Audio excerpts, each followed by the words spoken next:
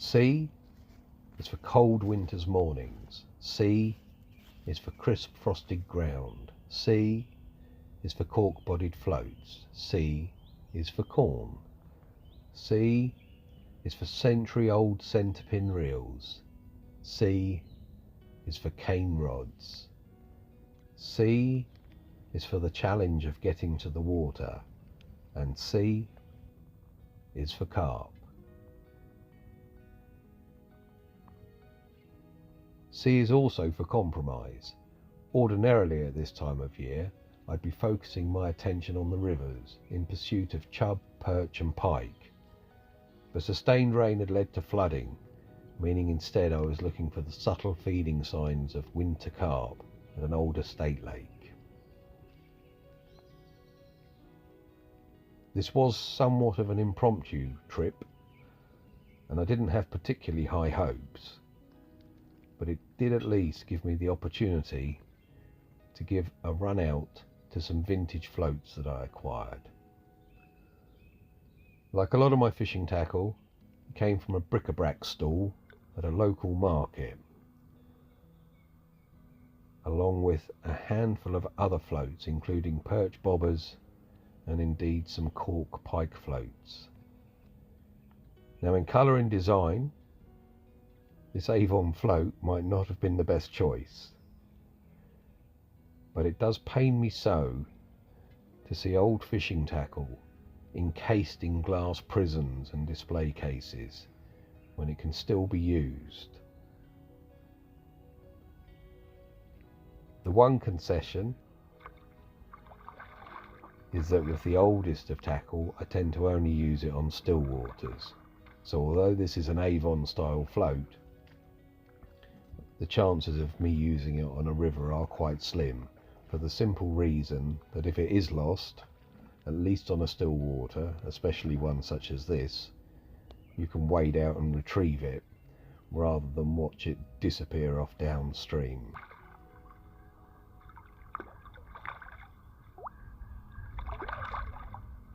But it seemed to work as well as any other float that I own when it signified this bite. A splashy fish often means a small fish. The size doesn't really matter when they look like this. This isn't a venue that you come to beat your PB or to get bragging rights. This is a venue where you just come to be absorbed by nature and appreciate the fish for what they are. And to my mind, these are some of the finest looking carp that I've ever caught.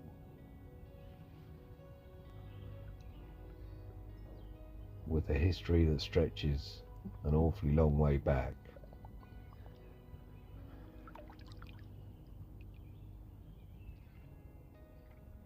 And although they're not often fished for, it doesn't make them any less spooky or cunning, and the hardest part is getting to the water. The only real access points are those that have been created by the deer and the badgers.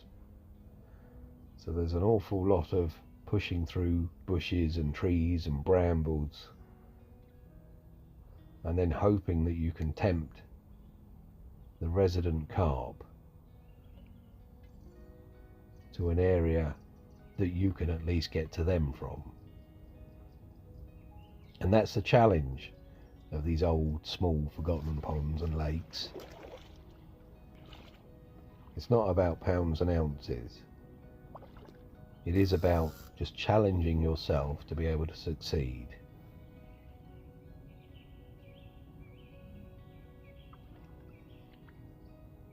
And before too long, a second fish found my bait.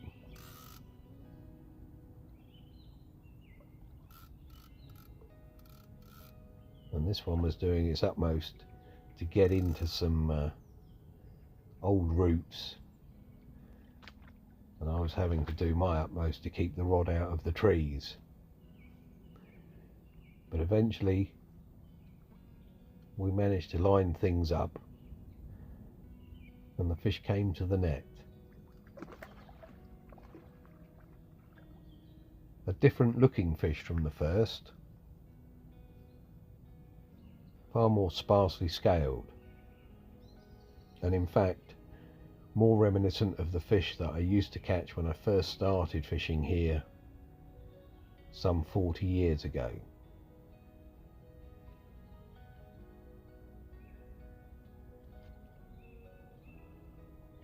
But none less impressive.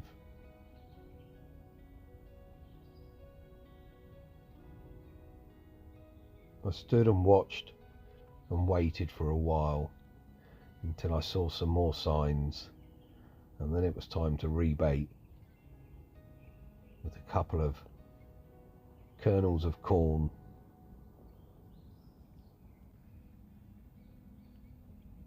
and I'm sure many of the people watching will know that it was Chris Yates that was credited, or is credited, with first discovering just how effective sweet corn can be for carp. And the story goes that whilst on the bank at Redmire, his favourite breakfast was scrambled eggs with half a tin of sweet corn mixed in. And during one trip down there, through a combination of frustration and curiosity because he hadn't been catching much, after breakfast he put the remnants of the tin of corn onto his hook, cast out and caught a fish.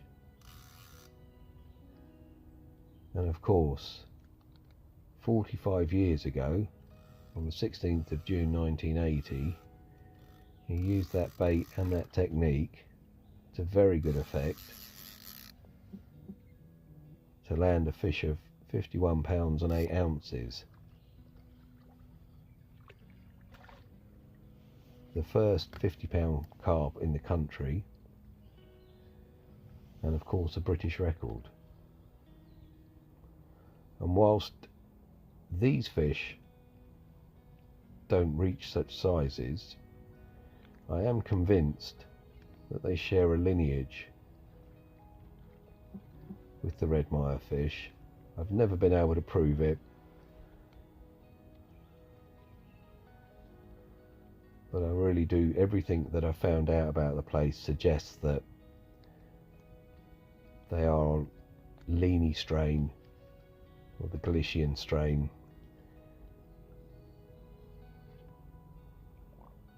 But even if they're not, they're still spectacular fish.